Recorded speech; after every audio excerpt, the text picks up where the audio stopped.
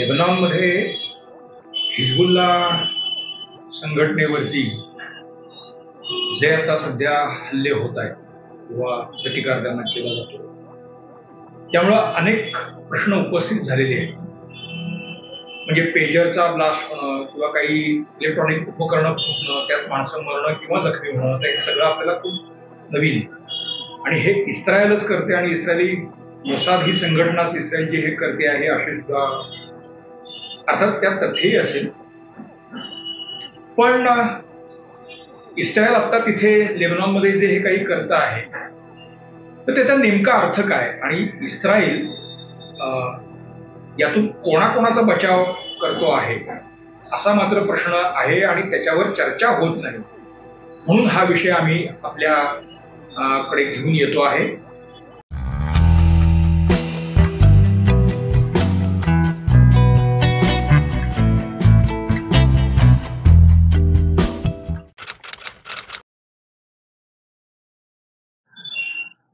नमस्कार. गोजोस्कोप मध्ये आपल्या सर्वांचं मनापासून स्वागत आहे. लेबनॉनमध्ये गेले 2 दिवस जो काही घटना घडत आहेत, म्हणजे पेजरचे स्फोट होणं आणि त्यात काही माणसं मृत्युमुखी पडणं आणि जवळपास 3000च्या वर लोक जखमी होणं, किंवा दुसऱ्या दिवशी लेबनॉनमध्ये काही इलेक्ट्रॉनिक उपकरणांचे स्फोट होणं, म्हणजे टीव्ही असेल म्हणा किंवा अन्य काही असे उपकरणांचे स्फोट होणं आणि त्याच्यामधून पुन्हा काही लोक जखमी होणं. तर हे एकूण म्हणजे अशा स्वरूपाचे स्फोट म्हणा किंवा घटना आपण कधी ऐकल्या पाहिल्या नव्हत्या, म्हणून आपल्याला हे खूप आश्चर्य वाटतं आहे. म्हणजे ज्या स्केलवरती हे होते त्यात मनुष्यहानी कदाचित फार नाही आणि ती चांगली गोष्ट आहे, परंतु यामुळं दहशतीचं वातावरण मात्र मोठ्या प्रमाणावरती निर्माण केलं जाऊ शकतं हे यातून दिसून आलेलं आहे. इस्रायलनीच हे हल्ले केले असं सुद्धा आता चर्चा आहे आणि ते लपून राहील असं नाही. इस्रायलची मोसाद ही शक्तिशाली गुप्तचर संघटना हे करू शकते. अशा स्वरूपाच्या आउट ऑफ बॉक्स जाऊन कारवाया या संघटनेने मोसादने पूर्वी पण केलेल्या आहेत. आणि लेबनॉनमध्ये जो हिजबुल्ला गट आहे तर त्या गटाला अनुलक्षूनच हे हल्ले केले जात आहेत. त्यामुळे पुन्हा एकदा आखातामध्ये आणि विशेषतः सिरिया, लेबनॉन, इस्रायल या सगळ्या पट्ट्यामध्ये पुन्हा संघर्ष चिघळताना दिसतो. वरकरणी बघता पुन्हा हिजबुल्ला आणि इस्रायल हे पारंपरिक शत्रू एकमेकांसमोर उभे टाकलेले चित्र जरी दिसत असलं तरी हे याचे ताणेबाणे हे खूप वेगळ्या पातळीवरती आणि खोलवर गेलेले आहेत हे आपल्या लक्षात येईल. त्याच्याकडे दुर्दैवानं फारसं कोणी लक्ष देत नाही. त्यामुळेच या हल्ल्यांचा नेमका अर्थ हा आपल्याला समजून घ्यावा लागतो. त्याचा एक बॅकड्रॉप पण आपण लक्षात घेतला पाहिजे. एक म्हणजे सौदी अरेबियाचे राजपुत्र आणि आता जे डिफेक्टो राजे आहेत मोहम्मद बिन सलमान, त्यांना MBS या नावानंही ओळखलं जातं. तर या मोहम्मद बिन सलमान यांनी सौदी अरेबियामध्ये मोठ्या प्रमाणावरती सुधारणा सुरू केली, म्हणजे सामाजिक सुधारणांना त्यांनी मोठी चालना दिलेली आहे. आणि त्याच्यामुळं सौदी अरेबियाच फक्त नव्हे तर मुस्लिम जगतामध्येच एक प्रकारे खळबळ उडालेली आहे. म्हणजे सौदी अरेबियामध्ये आता बऱ्यापैकी महिलांना स्वातंत्र्य मिळतं आहे. सौदी अरेबियाच्या पश्चिमेच्या भागामध्ये म्हणजे रेड सी परिसरामध्ये, तांबड्या समुद्राच्या भागामध्ये सौदी अरेबिया एक नवं शहर वसवते. तर तिथे इस्लामला मान्य नसलेल्या गोष्टी सुद्धा तिथे करण्याला परवानगी दिली जाते आहे. आणि मक्का आणि मदिना या मुस्लिम जगतासाठी अत्यंत पवित्र असलेली ठिकाणं ही सौदी अरेबियामध्ये असल्यामुळे एक प्रकारे मुस्लिम जगताचं नेतृत्व हे सौदी अरेबियाकडे आजपर्यंत आलेलं आहे. मग या नेतृत्व करणाऱ्या देशामध्ये इस्लामला मान्य नसलेल्या सुधारणा इथला राजपुत्र करतो आहे, तर त्याचे काही रुकूस हे अर्थात येणारच असतात. सौदी अरेबियाचा पारंपरिक शत्रू जो आहे इराण, तर इराणमध्ये पण आता सामाजिक स्तरावरती जर आपण बघायला गेलो तर तिथे सुद्धा सुधारणांचे वारे वाहत आहेत. आता एक भाग इथे पुन्हा थोडा पंथिक भेदही लक्षात घ्यावा लागेल. सौदी अरेबिया किंवा त्याच्या आधिपत्याखालचे देश हे सगळे सुन्नी पंथीयांचे देश आहेत, तर इराण हा शिया पंथीयांचं नेतृत्व करतो. याच इराणमध्ये गेल्या महिन्यामध्ये हमास या संघटनेच्या एका नेत्याला, तो कतारमध्ये राहत होता, त्याला ज्या पद्धतीनं उडवलं गेलं आणि दुसऱ्या दिवशी हमास या संघटनेचाच दुसरा नेता म्हणजे लष्करी फळीचा नेता मोहम्मद दाईश, तर त्याला सुद्धा सिरियात बगदादमध्ये उडवण्यात आलं. लागोपाठ झालेल्या या घटनांमुळे हमास ही संघटना पुरती हादरून गेलेली आहे, किंवा तिचं बऱ्यापैकी खच्चीकरण पण झालेलं आहे. हमास ही सुन्नी पंथीयांची संघटना आहे, हे लक्षात घेतलं पाहिजे. आणि तिचं कार्यक्षेत्र हे अर्थात पश्चिम आशिया आणि इस्रायल किंवा गाझा, इजिप्त पर्यंत हा सगळा टापू आहे. सौदी अरेबियामध्ये किंवा इव्हन UAE मध्ये या पद्धतीनं सामाजिक सुधारणा घडत आहेत, तर त्या या संघटनांना बिलकुल मान्य नाही. अर्थात ते काही उठून उभा दावा मांडत या देशांबरोबर भांडायला लागले असते तर तुम्हाला दिसणार नाही, परंतु त्यांना हे मान्यच नाही. हिजबुल्ला ही शियांची संघटना आहे, म्हणजे शिया पंथीयांची जी संघटना आहे ती हिजबुल्ला आहे. वास्तविक आखातामध्ये आणि विशेषतः या अतिपश्चिमेच्या भागामध्ये हमास आणि हिजबुल्ला यांच्यातही दीर्घकाळ संघर्ष राहिलेलाच आहे. पण हमास ज्या पद्धतीनं खच्चीकरण हमासचं झालं, तर हिजबुल्ला या संघटनेचं वर्चस्व तिथे मुळात वाढत होतं. आणि या हिजबुल्लाला इराणचा पाठिंबा आहे हे काय आता लपून राहिलेलं नाही. म्हणजे एवढंच नव्हे तर हमासला सुद्धा इराण, हे शियापंथीय इराण सुन्नीपंथीय हमासला सुद्धा पाठिंबा देत होता, हे अलीकडच्या या घटनांवरून दिसून येत होते. मग त्या हमासच्या नेत्यांना ज्या पद्धतीनं उडवलं गेलं, तर इराणनंच यात काही चालबाजी केली का, ही सुद्धा चर्चा या निमित्ताने सुरू झालेली होती. मी थोडा हा बॅकड्रॉप तुम्हाला सांगतो याचं कारण की आखातामध्ये विशेषतः सौदी अरेबिया आणि UAE मध्ये या सामाजिक सुधारणा आता वेगानं होत आहेत. म्हणजे मक्का आणि मदिनेच्या सुरक्षेसाठी महिला पोलीस नेमल्या गेलेल्या आहेत आणि त्या अजिबात गुरख्यात नाहीत. मागच्या एका त्याच्यामध्ये आम्ही याविषयी बोललेलो पण होतो. सौदी अरेबियामध्ये महिलांना वाहन चालवायची परवानगी दिली गेलेली आहे. बुरखा किंवा याच्या अबाया विशेषतः, तर त्याच्याविषयीचे निर्बंध शिथिल केले जात आहेत. सौदी अरेबियाची एक ब्युटी कॉन्टेस्ट मध्ये महिला तरुणी गेलेली होती. आता हे सगळं इस्लामी जगताला मान्य होणाऱ्या घटना आहेत. सौदी अरेबियामध्ये सुद्धा आता एक मंदिर उभारलं जाणार आहे. इथे ज्या साइट्स एक्सकॅव्हेशन मध्ये सापडलेल्या आहेत, तर त्या तिथे हिंदू मंदिरांचे अवशेष सापडलेले आहेत आणि दुर्गेचं मंदिर तिथं सापडलं अशा स्वरूपाचे सुद्धा फोटो मध्यंतरीच्या काळामध्ये झालेले होते. आणि त्या साइट्सचं पुनरुज्जीवन करण्यासाठी NBS आता झटतो आहे. अबुधाबीमध्ये उभं राहिलेलं स्वामीनारायण मंदिर, ते आता सगळ्यांना माहिती आहे, ते नेक्स्ट टुरिस्ट अट्रॅक्शन म्हणूनही आता जगाच्या नकाशावरती आलेलं आहे. म्हणजे मुस्लिम आणि त्यातही अरब जगतामध्ये अशा स्वरूपाच्या घटना या अर्थातच सनातनी किंवा मूलतत्ववादी इस्लामला मान्य होणाऱ्या नाही. आणि त्याचं जे प्रतिनिधित्व करणारी संघटना आहे ती मुस्लिम ब्रदरहूड ही संघटना आहे. मुस्लिम ब्रदरहूड आणि सौदी अरेबिया यांचा उभा दावा आहे.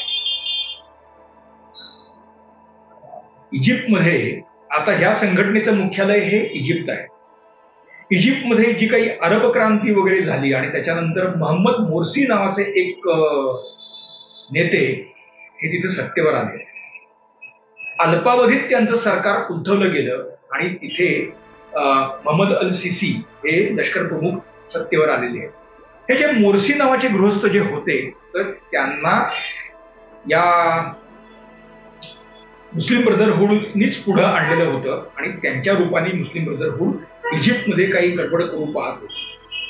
अर्थात इजिप्तमध्ये, शेजारच्या इजिप्तमध्ये असं मुस्लिम ब्रदरहूड हे ऍक्टिव्ह होणं हे सौदी अरेबियातल्या मूलतत्ववाद्यांना सुद्धा ते मान्य नाहीये. म्हणजे त्यांच्यातला संघर्ष, म्हणजे तेही सुन्नी आहेत, हेही सुन्नी आहेत. परंतु सौदी अरेबियातले जे काही क्लेरिक्स म्हणा किंवा जे मौलाना किंवा जे काही ग्रँड मुफ्ती किंवा जे कोणी अशी त्यांची जी हायरार्की असते, तर त्यांनाच मुळात हे मुस्लिम ब्रदरहूडचा वर्चस्व त्यांनाच नको आहे. त्याचे आणखी काही तानेबाने आहेत, मी ते पुढच्या काळात आवर्जून सांगणार आहे. पण सांगायचा मुद्दा असा आहे की सौदी अरेबियातल्या या सनातन्यांनाच मुस्लिम ब्रदरहूड नको आहे. आणि अशामध्ये MBS आणि त्याचे पाठीराखे जे सौदी अरेबियात हे सगळं करतायत, दुसरीकडे म्हणजे सुधारणा करतायत, दुसरीकडे इस्रायल बरोबरचे संबंध ते आता वेगानं सुधारतायत. मुस्लिम जगताला हा सुद्धा एक मोठा दणका आहे. म्हणजे जगभरचे ज्यू हे आपले शत्रू म्हणजे काफीर, जसं ते हिंदूंना किंवा नॉन मुस्लिमांना मानतात. म्हणजे पाकिस्तानात आजही आपण जर गेलो तर ते फक्त भारत द्वेष असं नाही, तर ते इस्रायलचाही तेवढाच द्वेष ते करतात, हे आपल्याला लक्षात येईल. सांगायचा मुद्दा इतकाच आहे की अशा ज्याला एक पारंपरिकदृष्ट्या काही शत्रू असं म्हणावं, तर अशा सर्व समाज घटकांशी आणि त्या समाज घटक असलेल्या देशाशी सुद्धा सौदी अरेबिया आणि तिथला राजपुत्र हा संबंध सुधारतो आहे. असे जर संबंध म्हणजे आता UAE म्हणजे संयुक्त अरब अमिरातीमध्ये इस्रायलचं अधिकृत दूतावास स्थापन झालेलं आहे. राजनैतिक पातळीवरती त्यांचे संबंध हे सुरू झालेले आहेत. पूर्वी होतेच अमिरातीचे इस्रायलशी संबंध पूर्वी होतेच, परंतु ते इतक्या उघडपणे नव्हते. त्यासाठी मग तुर्कस्तान किंवा अन्य देशांची मदत त्यांना घ्यावी लागत होती. पण आता थेट हे सुरू झालेलं आहे. असंच दूतावास हे सौदी अरेबियातही सुरू झालेलं आहे. त्याला म्हणजे सांगायचा मुद्दा असा की एक राजनैतिक आणि दुसऱ्या सुधारणा या पातळीवरती, सामाजिक या पातळीवरती या सगळ्या सुधारणा या होत आहेत. अशा जर सुधारणा होत गेल्या तर अर्थात मुस्लिम ब्रदरहूडला त्यामुळे मोठा फटका बसणार हे पण स्पष्ट आहे.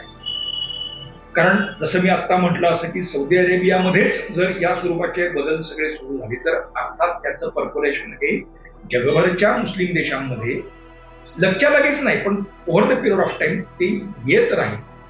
आणि जिथे कुठे अशी कट्टरता असेल तिथे त्या समाज म्हणजे त्या ठिकाणचे मुस्लिम, विशेषतः मुलं मुली किंवा महिला हे दाखवतील सौदी अरेबिया जर हे चालत असेल तर आपल्याकडे का नाही. त्यामुळे जगभरच्या या कट्टर सनातनांमध्ये ती सुद्धा एक दहशत आहे. मौलवींचं जे काही सगळं साम्राज्य आहे ते त्यातून ढासळणार आहे हे स्पष्ट आहे. म्हणजे MBS किती पुढे गेलाय तर हदीस म्हणजे जसं सर्व मुस्लिम जगतामध्ये कुराण हे पवित्र ग्रंथ मानला जातो आहेच, पण फक्त कुराण नाही तर त्यांच्या शरियासारख्या ह्याच्यामध्ये हदीसचा सुद्धा आधार घेतला जातो. तर हे हदीस बदला यासाठी आता त्यांनी हट्ट धरलेला आहे आणि त्याचंही काम त्यांनी सुरू करून दिलेलं आहे. अशा या MBSच्या जीवाला धोका आहे आणि तो इशारा वारंवार हा फक्त काही मोसाद किंवा इस्रायल नाही तर CIA असेल किंवा MI6 असेल तर त्यांनी सुद्धा हा MBSला इशारा दिलेला आहे. आणि अर्थात मुस्लिम ब्रदरहूड, हिजबुल्ला, हमास किंवा अशा आता हौथींचं जे तिथे आंदोलन सुरू आहे किंवा त्यांच्यामध्ये त्यांचा स्वातंत्र्य लढा जो सुरू आहे, तर हे हौथीज त्यांना सुद्धा अर्थात इराणचा पाठिंबा आहे. तर या गटांना हाताशी धरून सौदी अरेबियामध्ये गडबड करून दिली जाऊ शकते आणि त्यातून MBSला धोका निर्माण होऊ शकतो असा इशारा हा या आधी पण दिला गेलेला आहे आणि आता सुद्धा. तर गेल्या काही काळामध्ये जर आपण बघितलं तर MBS तुम्हाला कुठेही बाहेर फिरताना दिसणार नाही. तो मध्यंतरीच्या काळात पाकिस्तानात किंवा भारतात येऊन गेला, पण त्याला सुद्धा आता 2 वर्ष होऊन गेलेली आहेत. त्यानंतर अर्थात करोना काळ सुरू झाला आणि त्याच्यानंतर आता जर आपण बघितलं तर MBS हा सहजासहजी सौदी अरेबियामध्ये सुद्धा सहजासहजी दृष्टीत पडत नाही. ही सुद्धा घटना आपल्याला लक्षात घ्यावी लागेल.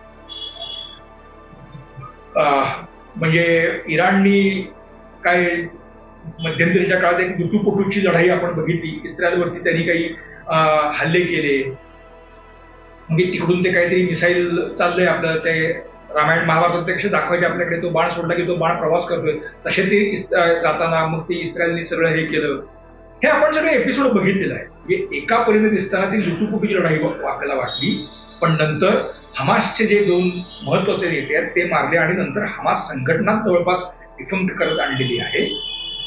अशात एकीकडे ती हमासवरची कारवाई सुरू असताना दुसरीकडे अचानक आपल्याला आठवत असेल तर आखातामधल्या येमेनमध्ये अचानक इस्रायलने हल्ला केला आणि हौतींचे तळ उद्ध्वस्त केले.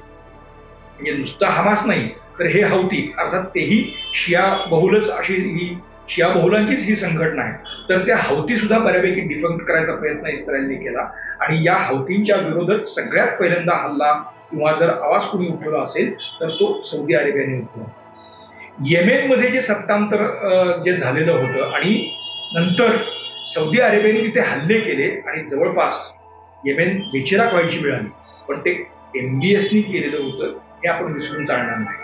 म्हणजे त्यांचा हौतींना MBS आणि सौदी अरेबिया अमिराती यांचा सुद्धा विरोध आहेच, परस्पर कारभार असं नाहीये. आणि अशात हमास पाठोपाठ हौती गटांना सुद्धा इस्रायलने तो दणका दिला. तर त्याचं स्वागत हे या दोन्ही देशांनी आणि MBSनी केलेलं होतं. आणि आता हिजबुल्लाच्या मागे हे लागलेले आहे. म्हणजे आखातात जे काही डिरॅडिकलायझेशनची जी प्रोसेस सुरू आहे त्या प्रोसेसचे सुद्धा संदर्भ या सगळ्या हल्ल्याला आहेत. म्हणजे ते फक्त काहीतरी इराण आणि इस्रायल आणि सिरिया असे एवढेच त्याचे ताणेबाणे नाही. आता हिजबुल्ला सारखा गट निष्प्रभ होणं याचा अर्थ एका परीने हा मुस्लिम ब्रदरहूडला सुद्धा दणका आहे. आणि असा दणका बसणं हे सौदी अरेबिया आणि अमिराती यांना सुद्धा दिलासा देणारं. आणि आता जो MBSला जो धोका आहे तोही धोका या निमित्ताने काही प्रमाणात कमी होईल असं मानलं जातं. त्यामुळे फक्त आणि फक्त इराण किंवा सिरिया, लेबनॉन एवढाच हा फक्त प्रश्न मर्यादित नाही. डिरॅडिकलायझेशनच्या प्रोसेसमधले या घटक आहेत. याहीमुळं आखातामध्ये हा जो संघर्ष आहे त्याचे हेही पदर आपल्याला कोणावशांनी लक्षात घ्यावे लागतील. आणि ते घेतले तरच आखातातलं राजकारण पुढच्या दिशेला कसं आणि कोणत्या दिशेला सरकेल हे कळू शकेल. मित्रांनो, आमचा आजचा विषय आपल्याला कसा वाटतो आम्हाला आवर्जून सांगा. तुमच्या सूचनांचं स्वागत आहे. लाईक करा, शेअर करा, सबस्क्राईब करा, बेल आयकॉन दाबायला विसरू नका. पाहत रहा बोरोस्कोप. धन्यवाद.